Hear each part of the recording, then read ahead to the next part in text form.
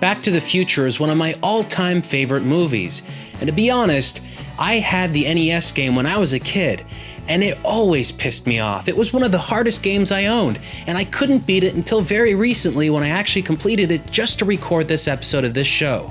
So today, we're gonna play what I considered one of the worst games ever made, Back to the Future on the NES. Let's find the positives.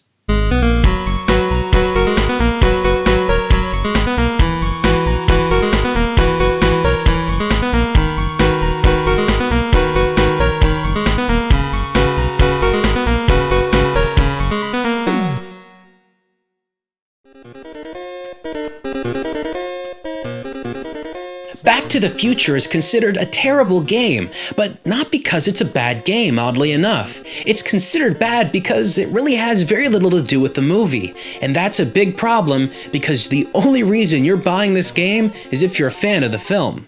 The gameplay revolves around you as Marty McFly traveling the streets of Hill Valley, which in and of itself would have been an okay game, but it's sort of not set up like a platformer, which would have been a traditional game genre to actually place this game in.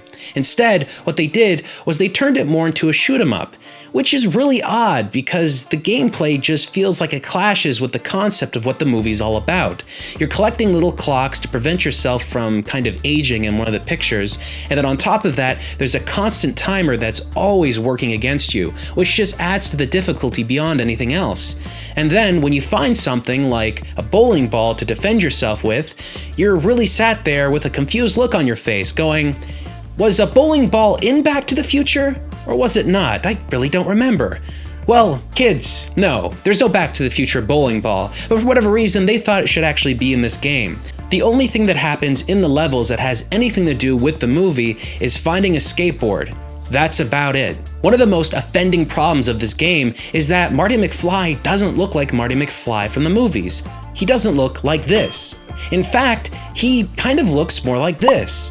This is Eric Stoltz, and Eric Stoltz was the original Marty McFly from the movie before they switched out actors. And when they did, well, Marty had black clothing. But still, that doesn't make any sense because this game came out well after the film was released. So I don't even think they knew that actually had happened. While you're playing this game, it really does feel like a shoot 'em up. When you find a bowling ball, you can defend yourself, and before that, it's kind of a game of dodging enemies and dodging things that are coming at you, which is actually pretty fun. And then on top of that, once you get the skateboard, the gameplay ramps up in difficulty. And not only that, but the speed of which you can complete a level actually increases.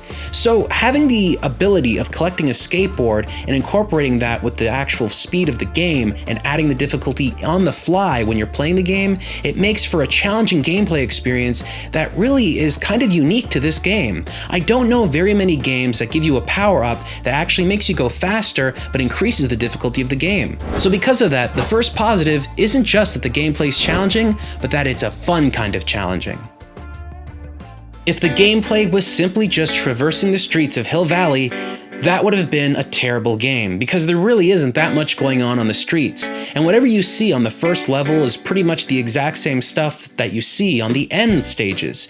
But the challenging stages that happen in between the levels on the streets are what this game is kind of renowned for. Now, when I was a kid, I couldn't beat Lou's Cafe.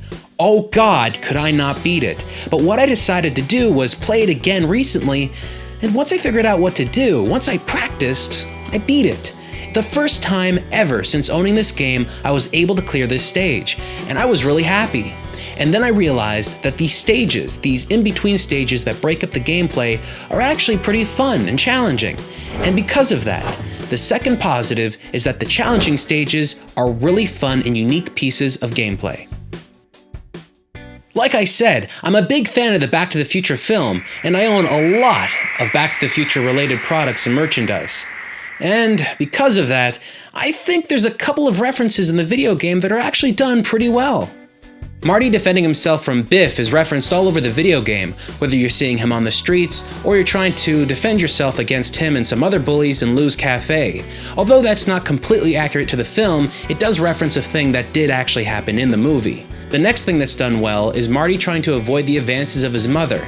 Now, while that is something that did happen in the film, the game kind of treats it a very different way by having you sort of avoid hearts that are being thrown at you. I don't really totally understand that.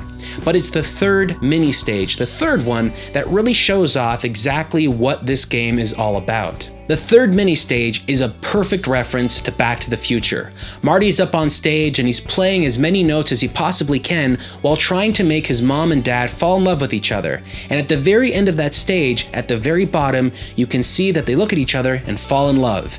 That's just like how it happened in the film, but with a little bit of an 8-bit limitation simply because of the time that this game was released.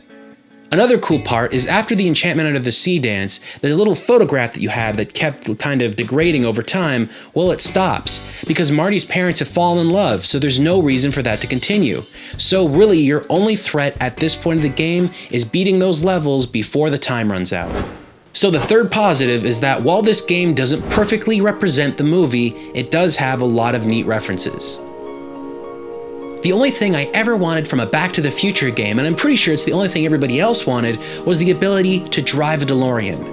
This game would have sucked. It would have been terrible if it wasn't for the final level. In the last stage, when you finally get to drive the DeLorean, you're going through a dark, dimly lit street, just like it would have been in the original film. Nobody's around because it's a thunderstorm and you're avoiding lightning bolts. Now yes, that part's not a part of the film, but they had to give you some kind of difference in gameplay, otherwise this would have just been a straight, easy drive.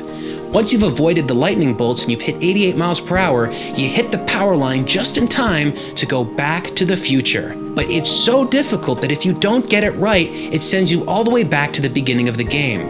This builds a challenge, and you will go back again and again, just like I did, until you finally completed the game. A lot of people like to say that this game's terrible, that it has nothing to do with the film, but this final stage is a challenge, and it really gives you something to look forward to. So the fourth positive, you get to drive the DeLorean. This game isn't terrible, but it's not amazing. It's somewhere stuck in between in terms of quality. But it's a fun game to play and very challenging and rewarding.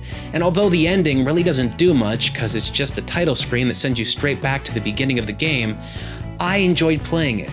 The first time around, I really didn't, but this time, having played it again, I got to feel that it's really a misunderstood kind of classic.